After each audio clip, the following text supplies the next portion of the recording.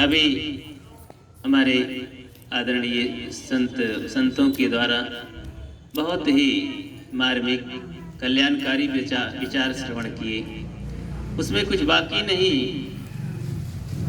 गुरु विशेषता, गुरु के स्वरूप पर बहुत अच्छा विश्लेषण किए। हम सबको इस पर विचार करना चाहिए। वैसे तो सब जानते हैं कि जीवन बिना गुरु के अधूरा है। अधूरा ही नहीं बल्कि शुरू ही नहीं होता है। मानो जीवन कहने के हकदार नहीं। सदगुरु कबीर इसके लिए कहते हैं, मानुष तेरा गुण बड़ा, मानुष होय के नामुआ, मानुष जन्म पाए के नर चूके अब की घात। ऐसे बहुत प्रकार से मनुष्य की विशेषता कहते हुए फिर अंत में सद्गुण सदाचार गुरु का महत्व बताते हैं कि इस जीवन में ही एक ऐसा मनुष्य है, मानव जीवन ही ऐसा प्राणी है कि जो भक्ति भजन करके समाज सुधार सकता है और यहाँ सच्चाई की खोज करके शांति पा सकता है। संसार के सभी लोग कहते हैं गुरु के बिना तो कल्याण नहीं होता, लेकिन अधिकतम इस चक्कर में पड़ करके वो अपना मूल पूंजी भी गंवा बैठता है। सदगुरु कबीर कहते हैं, पूरा साहिब से ये सब विधि पूरा होए, ओछे से नेह लगाए के मूल हुआवे होए। ओछे से, कमजोर से, अधूरे से जब हम मित्रता करते हैं, संगत करते हैं, श्रद्धा रखते हैं, उनकी पूजा उपासना में लग जाते हैं तो पास की पूंजी भी गंवा बैठते हैं, क्योंकि बिना समझे बूझे लग गए। अधिकतम यहाँ गुरु से शांति पाने के लोग इच्छुक नहीं, ज्ञान पाने के लिए नहीं, कल्याण करने के लिए नहीं, कुछ भौतिक चीजों के लोभ में ऐसा विचार करके गुरु करते हैं। इसीलिए किसी संत ने कहा, जग में गुरु करे को भाई। किसी संत ने कहा, जग में गुरु करे को भाई। कौन गुरु का करता है कल्याण के लिए? कोई कहे ऐसा गुरु करिए, कैसा गुरु करना चाहिए? कोई कहे ऐसा गुरु करिए, जगह हो अधिकाई, बहुत बड़ी जगह हो, ऐसा गुरु रहता हो उसमें। और जो गुरु कबहू दर्शन जावे खावे पेट अघाई, जग में गुरु करे को भाई। जग में गुरु के यहाँ खूब बड़ी संस्था हो, खाने पीने की चीजें हो, खूब जगह जमीन हो रहने बसने का, हम कभी जाएं वहां दर्शन पर्शन के लिए, खूब खाने पीने को मिले, मौज मस्ती, ऐसी जगह गुरु करना चाहिए। तो भाई ऐसे लोग ढूंढते हैं। कोई कहे ऐसा गुरु करिए, कैसा होना चाहिए?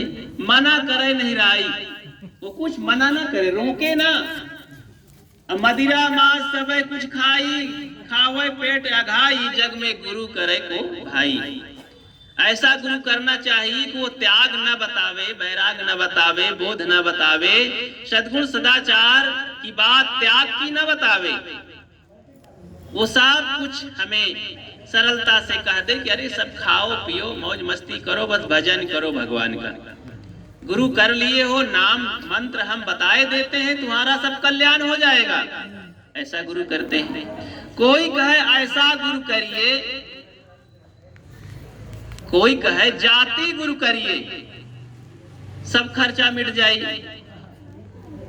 ऐसा जात बिरादर का गुरु करो जो कबहू गुरु जूठा खावे खावे पेट अघाई। अगर उनका जूठा उठा खाना पड़े तो कोई फर्क ना पड़े, कहीं इंसल्टी ना हो, ऐसा गुरु करना चाहिए। कोई कहे दूरी गुरु करिए, सब खर्चा मिट जाए, जो गुरु सपने दर्शन पावे और तबही मुक्ति पद पाई। जग में गुरु करे को भाई। ऐसा दूर कहीं बाहर अन्य प्रदेशों में हो, वहां गुरु करना चाहिए, क्योंकि सपने में दर्शन कर ले, उनके पास जाने की जरूरत ना पड़े। नहीं तो जाने से कुछ खर्चा लगता है, समय लगता है, तो सपने में दर्शन कर ले, मुक्ति वही मिल जाए। सदगुरु कबीर कहते हैं, कहाँ कबीर सुनो भाई साधो, कहे कबीर सुनो भाई साधो, यह गत बिर ले पाई, खाए खाए सब गए नरक मां, खाए खाए सब गए नरक मां, तो अंतकाल पछताई, जग में गुरु करे को भाई। सदगुरु कबीर कहते हैं ऐसे ढंग में, ऐसे धंधे में लोग अंत में पछतावा करते हैं। इसलिए भाई हमको किस लिए गुरु करना चाहिए? कल्याण के लिए। गुरु गुरु कहीं भी सुपुकारा, गुरु सोई जो भरम निवारा, ताते प्रथम परीक्षा कीजे, ठहरे साज गुरु तब कीजे, बिन जाने जो कोई गुरु करई, सो नर भाव सागर में परई। सदगुरु कबीर कहते हैं गुरु कैसा होना चाहिए? गुरु सिकली गर कीजिए, मन ही मस्कला दे, शब्द छोलना छोल के चित दर्पण कर, गुरु की कुछ पहचान कर लेना चाहिए। पूरा काल से ये सूत्र है, गुरु करे जान के पानी पीजे, गुरु करे 105, जब तक मिले ना सांचा। तो भाई इतने बढ़िया बढ़िया सूत्र हैं, लेकिन हम चल देते हैं कुछ नारियल बतासा लेकर के आज गुरु करेंगे। तो वैसे गुरु के पास पहुंचे तो गुरु महाराज कहें आओ चेला राम आओ, बैठो रखो अगरबत्ती जलाओ, तो कान मकाई दिन कुर, तुम चेला हम गुर, धोती रुपया धर मर चाहे तर। तो भाई ऐसे गुरु के पास जाने से कोई कल्याण होने वाला नहीं है। इसलिए गुरु की पहचान करना चाहिए, गुरु बोध विचार युक्त होना चाहिए। गुरु कुछ चाहे ना और हम सब कुछ देने के लिए तैयार हों, कुछ ना लेने के लिए तैयार हों। और कौन गुरु है? जो हमारे भ्रम को निकाल दे, हमें सही रास्ता बता दे ईमानदारी का। जैसे दर्पण होता है, दर्पण के सामने आप खड़े हो जाइए तो साफ दर्पण आपके चेहरे को बताता है कहाँ दाग है, कहाँ क्या है, आप ठीक कर लीजिए, अपना चेहरा दिखाई दे। गुरु हमारा वही है जो हमारे दोष दुर्गुणों को दिखा दे, बता दे कि अरे बच्चा बाबू चेला राम, जहाँ यहाँ गलती है इसे आप सुधार लीजिए, यहाँ कमी है, इस ढंग से आप जीवन यापन करिए घर गृहस्थी में तो आप ज्यादा स्वस्थ रहेंगे, युक्ति हमें बता दे। तो ऐसे गुरु कैसे कुम्हार की तरह होते हैं ना, गुरु कुम्हार शिष्य कुंभ है, गड़ गड़ काढ़े खोट, अंदर हाथ सहार दे बाहर बाहें चोट। तो गुरु कुम्हार की तरह होते हैं, और जैसे वो पीटता है थापी से अंदर हाथ दिए रहता है, वो मटका फूटने नहीं पाता है। ऐसे शिष्यों के अंदर दया भाव करके संत जन ऊपर से शब्दों से पिटाई करते हैं, कभी मीठे शब्द कभी कड़वे शब्द भी बोल देते हैं। तो शिष्य को तिलमिलाहट होती है कि महाराज जी हमारे बस का नहीं। लेकिन जो सह लेता है उस चोट को मजबूत होता है। जो मटका सह लिया कुम्हार की चोट को तो पक करके आवा में सुंदर मटका बनता है और सबको पानी पिलाता है शीतल शीतल, और उसमें माल पानी लोग भर के घर में रखते हैं, दूध दही और अचार चटनी। इस तरह से जो गुरुजनों की बातों को सह लिए सत्य और कड़वी, वो महान वो मनुष्य हो जाता है। गुरु लुहार की तरह होते हैं, जैसे टेढ़ी मेढ़ी लकड़ी को बढ़ई पाता है, छील करके बढ़िया फर्नीचर कुर्सी मेज पलंग तैयार कर देता है, ऐसे ही गुरु होते हैं। दुर्जन से सज्जन काग से हंस बना देते हैं, उसे गुरु कहते हैं। गुरु सागर के समान होता है, जैसे सागर में बहुत रत्न होता है, और जो डुबकी लगाता है उसे पाता, जो किनारे किनारे घूमता है वो घोंघी पाता है। तो गुरु संतों के इर्द गिर्द जो दूर दूर मंडराते हैं, सत्संग में शामिल नहीं होते हैं, सेवा भक्ति में नजदीक नहीं आते हैं, कहते महाराज हम मन भटकता है। ऐसे मन भक्तों को भाई मन भटका है, उनका मन भटकता है, वो कुछ अभी करना चाहते हैं छल कपट, इसलिए सामने आना नहीं चाहते। तो भाई ऐसा नहीं, संतों के नजदीक आकर के अपना हित कल्याण करना चाहिए। पकड़ में जब पाएंगे पास में तभी तो उनकी गढ़ाई चालू होगी। शिल्पकार की तरह होते हैं, छीनी हथौड़ी से ठोक ठोक करके सुंदर मूर्ति बनाते हैं। तो गुरु कैसे होते हैं? शिल्पकार की तरह। गुरु माता पिता की तरह होते हैं। जैसे माँ 9 महीने गर्भ में रखकर बच्चे को फिर जन्म देती है, फिर कैसे ढंग से लालन पालन करके उसे बड़ा संस्कारित करके उसे सुंदर मनुष्य बनाती है, ऐसे गुरु का स्वभाव होता है। अनेक कष्टों को सह करके पास में अपने विरक्त चेलों को रख करके गृहस्थों को सदाचार का उपदेश दे करके और उन्हें हर प्रकार से शिक्षा दे के इंसान बनाते हैं, जीवन जीने की कला सिखाते हैं। और सब प्रकार से मन को जब पवित्र करना सिखा देते हैं तो उनके दर्शन से, ऐसे महान पुरुषों के दर्शन से, सेवा से और जूठन जो कहते हैं ना, जूठ प्रसाद चरणोदक की बात आती है, तो एक प्रमाणित गुरु संतों के ऐसा करने से कल्याण होता है। पारक सिद्धांत में ये बताया गया, तिनको चरणोदक सही तिनको महाप्रसाद, तिनको दर्शन नित्य सही जिनकी मिटी, जिनकी उपाधि जीवन की मिट गई। संसार में सबके जीवन में आदि व्याधि उपाधि घेरे हुए हैं, ये सारी उपाधियां मिट गई। उपद्रव, काम, क्रोध, लोभ, मोह, राग, द्वेष, ईर्ष्या, घृणा, वह मनस्ता और तमाम तरह से विकार, मनो उपद्रव, तो ये जब मिट गया और वो शांत स्वरूप हो गया, ऐसे महान पुरुष के दर्शन से कल्याण है और सेवा से कल्याण है, उनकी संगति से कल्याण है, स्मरण मात्र से कल्याण होता है। कैसे स्मरण से कल्याण होता है? एक व्यापारी बहुत सामान लेकर के विदेश की यात्रा व्यापार करने चल दिया, लाद करके बेड़ा जहाज में। उसका जहाज चलते चलते एक चुंबकीय पर्वत की ओर भागने लगा, चलने लगा। तब इंजीनियरों को पता चला, जहाज के बड़े बड़े जो वैज्ञानिक होते हैं, चालक होते हैं, व्यवस्थापक, हमारा जहाज तो विपरीत दिशा में जा रहा है, कोई मशीन काम नहीं कर रही है।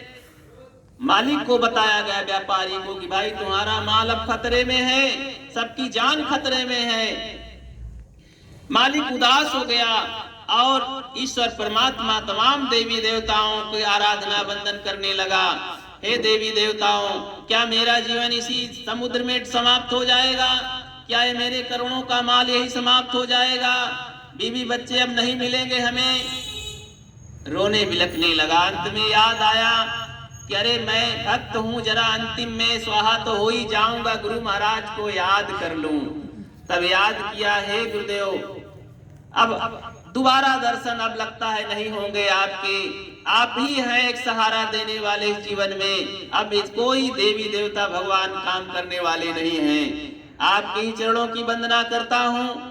अब अंतिम समय है, आप चाहे बचावें चाहे डुबावें। इतना कह के आंख मूंद के बड़े भाव से आंसू बहाते हुए आंखें जब खोला तो कुछ नाव के उस जहाज के किनारे किनारे छोटी छोटी मछलियां दिखाई पड़ी। तो दान करने का भाव उत्पन्न हुआ सेठ जी को। जब मर ही जाना है समुद्र में तो क्यों ना हम दान करना चालू करें। तो देखो, दान करने की शक्ति वहां गुरु प्रेरणा से होती है।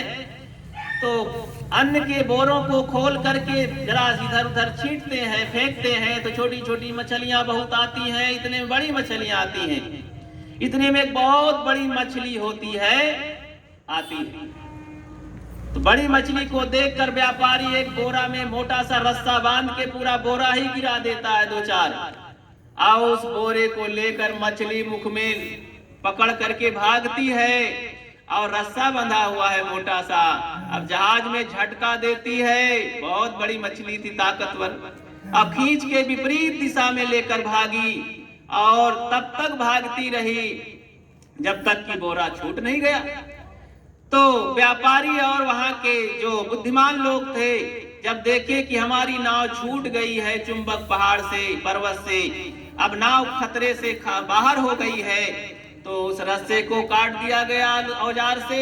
मछली लेकर बोरे को भाग गई और नाव स्वतंत्र हो गई। सभी के चेहरे में हंसी आने लगी, मुस्कुराहट आ गई कि अब हम लोग बच गए गुरु कृपा से। जय हो गुरुदेव, जय हो।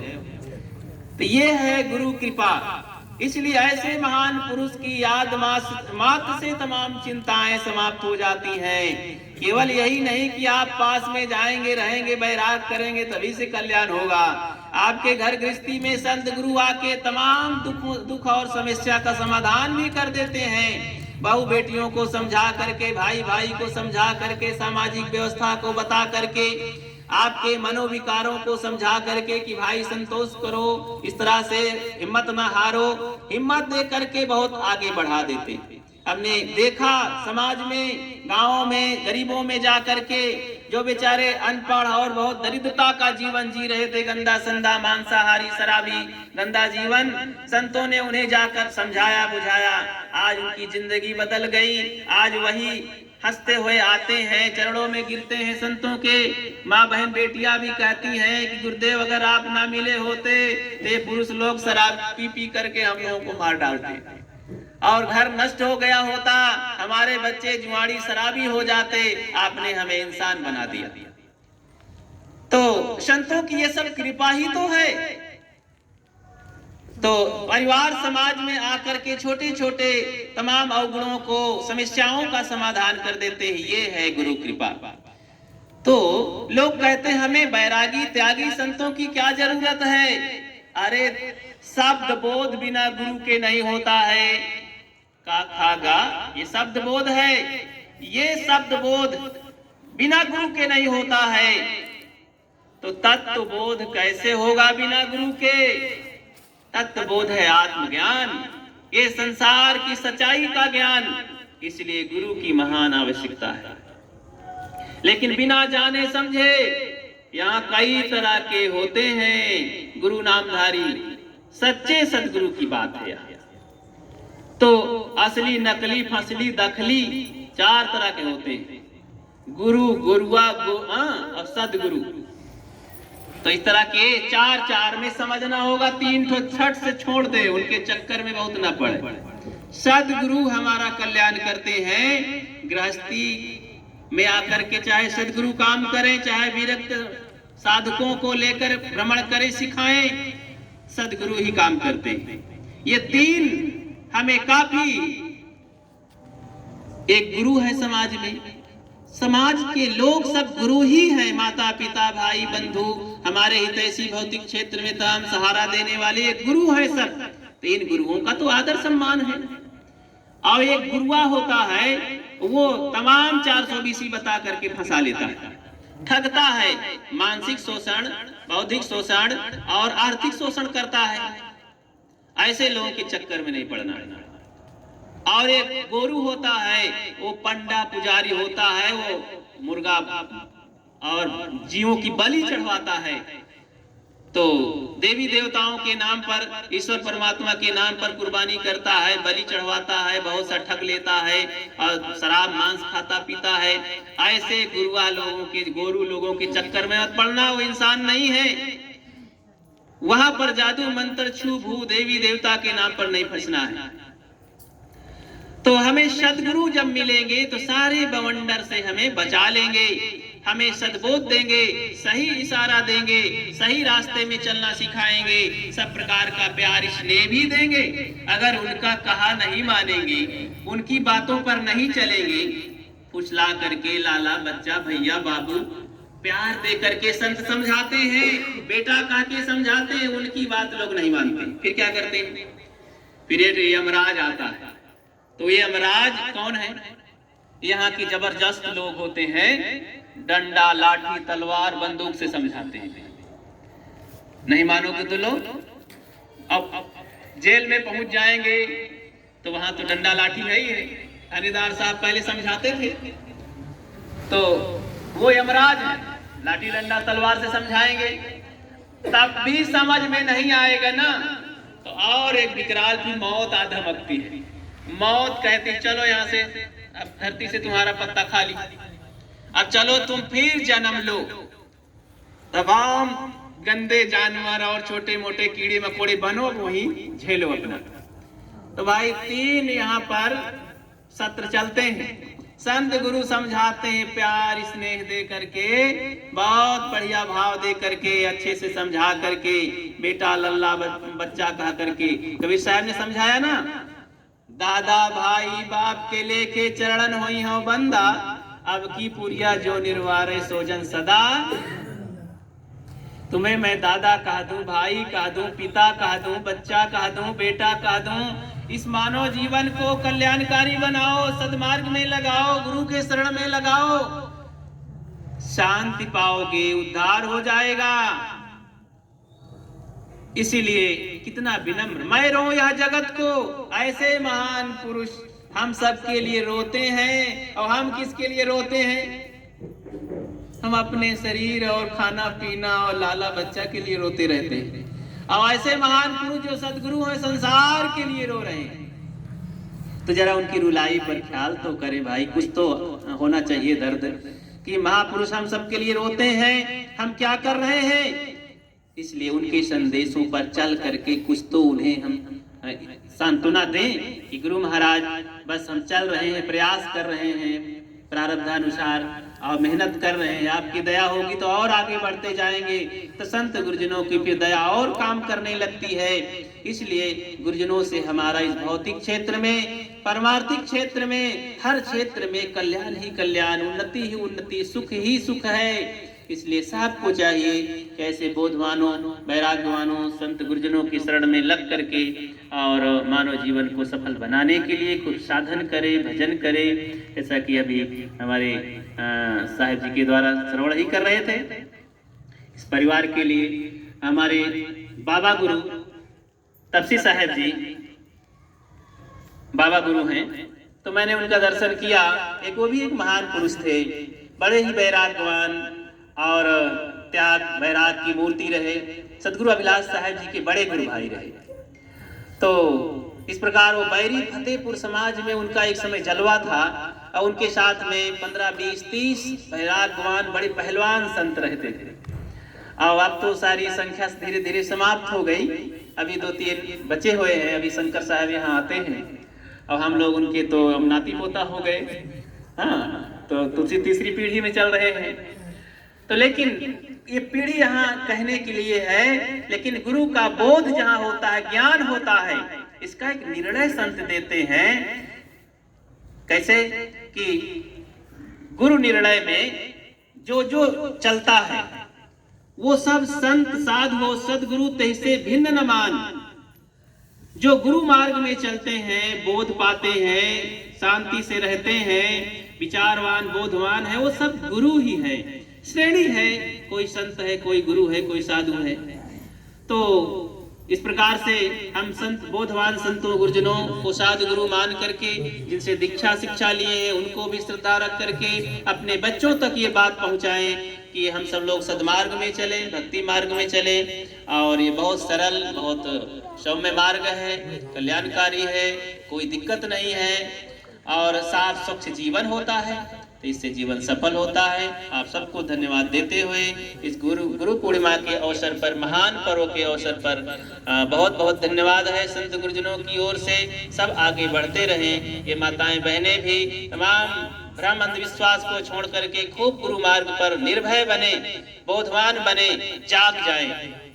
जो जग जाता है वो फिर किसी के फंदे में नहीं पड़ता है, वो भ्रमित नहीं होता है। अरे जीवन का आधा दुख समाप्त, अगर गुरु ज्ञान आ गया जीवन में तो आधा दुख भी संयम सदाचार से ठीक हो जाता है। तो इसलिए खूब इस सतमार्ग में चलें। आप सबको बहुत बहुत धन्यवाद है और उन संत गुरुजनों के चरणों में बहुत बहुत नमन है कि जो हमें ऐसी सीख देते हैं, जो कृपा की बारिश करते हैं। तो बोलिए सदगुरु देव की। जरा तेजी से जय बुला दें, हाथ उठा करके लगे कि अच्छा यहाँ सभा हुई है। बोलिए सदगुरु कबीर साहेब की, सदगुरु कबीर साहेब की, संत समाज की, भक्त समाज की, इस ज्ञान यज्ञ की साहेब बंदगी साहेब।